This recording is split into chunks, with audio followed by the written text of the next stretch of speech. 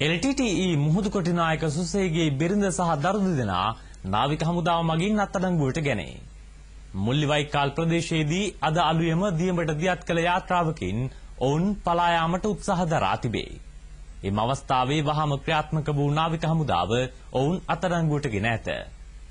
මුහුදුකොටි නායක සුසෙයි වේලුපිල්ලේ ප්‍රභාකරන් සහ අනෙකුත් නායකයන් සමග යුද මුක්ත කලාපයේ තවමත් රැඳී සිටින බව අත්අඩංගුවටපත් බිරිඳ ප්‍රකාශ කර ඇතැයි මාධ්‍ය ප්‍රකාශක විශේෂ යාත්‍රා බලගණයේ අධ්‍යක්ෂ කපිතාන් ඩී.කේ.පී. දසනායක මහතා පවසයි.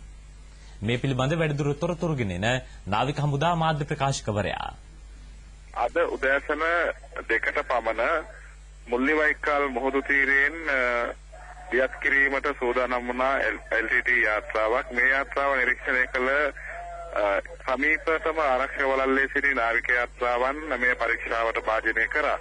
මෙහිදී LTT මුහුදුකොටි නායක සුසේගේ බිරිඳ දරුවන් දෙදෙනා සහ ඔහුගේ අයියාගේ බිරිඳ සහ දරුවා සමග LTT බුද්ධි නායකයෙක් වන සුදාගේ බිරිඳ දරුවන් දෙදෙනා සහ අම්මා මෙම යාත්‍රාවෙන් පලා යාමට උත්සාහ දරන බවට නාවික හමුදාවට දැනගන්නට ලැබුණා. එහිදී මොවුන් ඉතා සුඛෝපභෝගී දිවියක් ගත කළ අය බවට සහවුරු වෙන සාධක තිබුණා. ඔවුන් සතුව 5,75,000ක පමණ මුදලකුත් රත්තරන් කිලෝ 2ක පමණ විශාල ප්‍රමාණයකුත් සතුව තිබුණා.